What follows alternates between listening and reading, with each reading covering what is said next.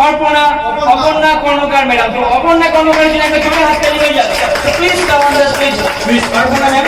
তো জোরে হাত তালি হয়ে যাবে সবাই মিলে। আমি রিকোয়েস্ট করব, থ্যাংক ইউ। তো আমি রিকোয়েস্ট করব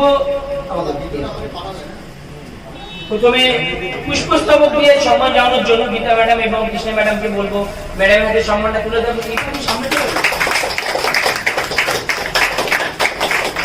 জোরে হাত তালি একটু আওয়াজ করলে হবে না।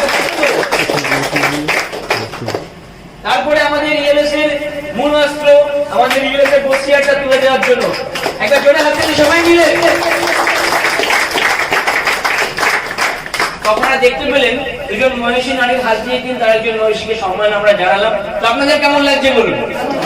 Thank you. তো চলুন এবার অপর্ণা ম্যাডামের কাছ থেকে সময় এসে কিছু শুনে নেওয়ার। তো গীতা ম্যাডাম এবং কৃষ্ণা ম্যাডামকে অনেক ধন্যবাদ। ম্যাডাম আমাদের সমস্ত মেম্বারদের উদ্দেশ্যে, যারা ভিডিওটা দেখছে তাদের উদ্দেশ্যে, যে সমস্ত নতুন ইএলএস মেম্বার আমাদের সাথে যুক্ত হয়েছে তাদের উদ্দেশ্যে যে আপনি আমরা মূল্যবান বক্তব্য রাখেন। নমস্কার, এখানে উপস্থিত যত ইএলএস কর্মী সবাইকে নমস্কার। আর ধন্যবাদ জানাই আমাদের ইএলএস এর কর্ণধার বাবুল স্যার এবং ম্যাডামকে। আর ধন্যবাদ জানাই আমাদের sir Riddhi sir, Susmita madam. আর আমি যার হাত ধরে ইএলএস এ এসেছি সে হলো প্রদীপ স্যার, তাকে অশেষ ধন্যবাদ। কারণ আমি এখানে আসতে পারতাম না, আমি ইএলএস সম্পর্কে আগে কিছুই জানতাম না, ওনার হাত ধরে আমার এখানে আসা। আর আমি একজন গৃহবধূ, আমি কখনো ভাবিনি যে ইএলএস কিন্তু ইএলএস ছাড়াও অন্য কখনো কোথাও কোনো কাজ করবো, কিন্তু ইএলএস এর কথা যখনই শুনেছি আমার মনে হয়েছে না, এখান থেকে আমি কিছু করতে পারি। কারণ এখানে আমার কোনো মূলধনের প্রয়োজন হচ্ছে না। আমি প্রথম এখান থেকে একটা ইন্ডাকশন ওভেনই কিনি, সেটা আমার জমানো পয়সা থেকে, আমি আমার হাজবেন্ডকেও বলি না। তারপরে আমি আস্তে আস্তে করে আমার দুটো বাচ্চা, তাদের বন্ধুদের মায়েদের সঙ্গে স্কুলে বাচ্চাকে দিতে গেলে যেমন কিছুক্ষণ অপেক্ষা করতে হয়, তো তখন আমি তাদের সঙ্গে কথা বলতাম। তারপরে আমি আমার হাবড়া হলো আমার বাপের বাড়ি, ওখানেই আমার জন্ম। তো এখানে আমি পড়াশোনা করেছি, আমার কিছু বন্ধু বান্ধবও আছে। এখন ফেসবুক তো সবাই দেখে, হোয়াটসঅ্যাপে তো সবাই কথা বলে। তো আমরাও বিয়ের পরেও আমাদের বন্ধুদের সঙ্গে রিলেশন ছিল। আমি তখন আমার বন্ধুদের সঙ্গে হোয়াটসঅ্যাপে ছবিগুলি পাঠিয়েছি, ফোনে কথা বলেছি। কিন্তু অবসর সময় নয়, আমি কিন্তু কানে ফোন দিয়ে হাতে কাজ করছি। কারণ আমি ফ্যামিলিতে একজন, আমার বয়স দুজনই বয়স, একজনের 70+, একজনের 80+, শ্বশুর শাশুড়ি। তো আর আমার দুটো সন্তান, একজন 8-এ পড়ে, একজন ছোট্ট KG2-এ পড়ে। তো তাদেরকে সামলিয়ে আমি সংসার সামলিয়ে শ্বশুর শাশুড়ির সমস্ত দায়িত্ব কর্তব্য করে এই ফোনে যোগাযোগ করে তো আমি এখানে এসেছি। আর আমাকে রূপালী ম্যাম এবং প্রদীপ স্যার, তারাই আমাকে আমি হলাম হুগলি জেলা থেকে আসছি, উত্তরপাড়া। ওখানে তারাই আমাকে তারা না থাকলে আমি এটুকু হেল্প না করলে আমি এই জায়গায় আসতে পারতাম না। কারণ ছোট বাচ্চাকে রেখে আমার সম্ভব নয়। আর আমার শ্বশুর শাশুড়ি সত্যি অসুস্থ, ওনাদেরও আমি যথেষ্ট দায়িত্ব করে ওনাদেরও যত্ন করি। আর ইএলএসকেও সম্মান জানিয়ে যত্ন করে এটাকেও আমি বাড়িয়ে চলছি। কারণ আমি চাই এখান থেকে আমি প্রতিষ্ঠিত হতে। আমি চাই সবাই রাস্তা দিয়ে আমি হাঁটবো, যখন বলুক ওই ইএলএস এর ম্যাম যাচ্ছে, হাজবেন্ড যেন মাথা উঁচু করে বলতে পারে যে আমার বউ এক জায়গায় কাজ করে, সেটা হলো ইএলএস কোম্পানি। অনুষ্ঠানের দিন উনি আমাকে বলেছিল, তোমার বই যখন বেরোবে, বইয়ে তোমার ছবি বেরোবে, আমি অফিসে নিয়ে যাবো, আমার কলিগদের দেখাবো। এটা আমার কাছে সব থেকে গর্বের বিষয় যে আমি ছবি আসুক আর আমার হাজবেন্ড আমাকে নিয়ে গর্ব করুক। শুধু আমার হাজবেন্ড না, আমি চাই প্রত্যেকটা ঘরের মহিলাদের হাজবেন্ড যেন তাদেরকে নিয়ে গর্ব করতে পারে, কেউ যেন আর পিছিয়ে না থাকে। আর আমাদের ইএলএস এর যে উদ্দেশ্যটা আমরা চাই, সেটাকেই একদম আমাদের উদ্দেশ্য, জীবনের আমাদের উদ্দেশ্য হিসাবে আমরা যেন সেটাকে সফল করতে পারি।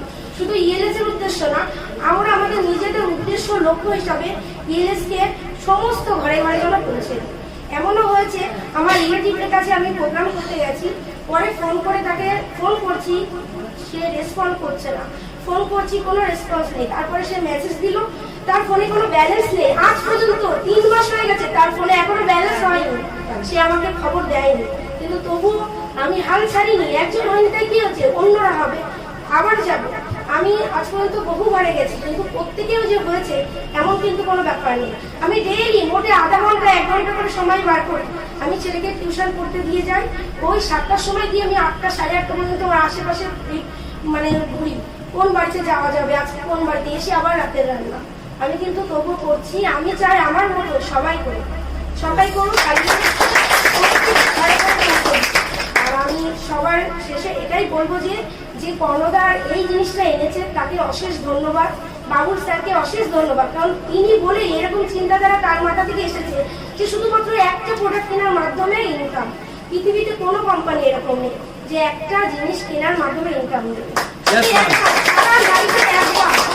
আমি শুধু মানুষকে এটাই বোঝাই যে আপনাদের প্রয়োজন নেই, নেবেন না, প্রয়োজন না থাকলেও নেবেন না, আপনি নিয়ে রাখুন।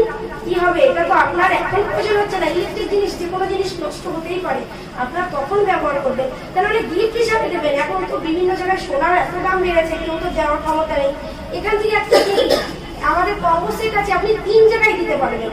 এমন বাচ্চাদের অন্নপ্রাশন, বিয়ে, বিবাহবার্ষিক, মানে এমন কি আর নেই আমাদের এখানে, আপনি ব্যবহার করতে পারবেন, একটা পয়সা আপনার নষ্ট হবে না।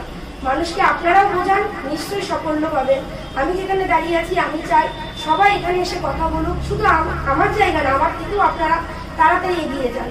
আর আরেকটা কথা বলবো, এখানে কেউ নিজেকে এগোনোর চেষ্টা করবেন না। আপনারা সবসময় আপনার ডান হাত বা হাত 2 দিকের মানুষের দিকে লক্ষ্য করে তাদেরকে পৌঁছান। আপনি অটোমেটিক 4000 টাকার মাইনাতে নিজে পৌঁছে যাবেন। আপনি শুধু আপনার ডাউন লাইনের মানুষদের একটু ফোন নাম্বারগুলি থাকে, সেই ফোন নাম্বার দিয়ে আপনি তাদের সঙ্গে যোগাযোগ করুন, ফোন নাম্বার দিয়ে তাদেরকে আপনারা যথাসাধ্য চেষ্টা করুন তাদেরকে এগিয়ে নেওয়ার। আপনি যদি তাদেরকে এগিয়ে নিয়ে যান, অটোমেটিক আপনিও আগে চলছেন। আপনি কিন্তু একা গেলে কেউ পারবেন না। সঙ্গে আমাদেরকে সবসময় চেষ্টা করতে হবে আমাদের ডাউন লাইনদের, তাদের সঙ্গে সবসময় যোগাযোগ করতে। তাদের বাড়িতে যান, তাদের সঙ্গে কথা বলুন, তাদেরকে বারে বারে এই ব্যাপারটা মনে করিয়ে দিন। আর আপনি প্রোগ্রাম করে আসলে ভুলে যাবেন না, কন্টিনিউ 1 সপ্তাহ আগে কন্টিনিউ ফোন করতেই থাকুন। কারণ প্রোগ্রাম দিয়ে আসলে কিন্তু লোকে ভুলে যাবে। পরের দিন করুন, তারপরের দিন করুন, মানে পর 1 সপ্তাহ, যতক্ষণ না তার মুখ থেকে না বা হ্যাঁ শুনছেন, তাকে ছাড়বেন না। না কিংবা যদি না বলে, কিছুদিন পর আবার জিজ্ঞেস করুন, আপনি কিন্তু এটা করতে পারতেন, দেখুন চেষ্টা করে যদি করেন। এখানে কিন্তু একটা ভালো জায়গা, মানে তাকে বারে বারে আপনাকে মনে করিয়ে দিতে হবে যে সেও এখানে আসলে কিছু করতে পারবে। আমাদেরকে সবার মনের ভিতরে এটাই ঢুকিয়ে দিতে হবে যে এটা এমন একটা প্ল্যাটফর্ম, এখানে যদি কেউ একবার যুক্ত হয়, তার কোনো রকম এখান থেকে লসের কোনো ব্যাপার নেই। শুধুমাত্র তার জীবনের লক্ষ্য পূরণ করতে পারবে না, তার 2 হাতে যত লোক থাকবে তাদেরও লক্ষ্য পূরণ করে দিতে পারবে সে।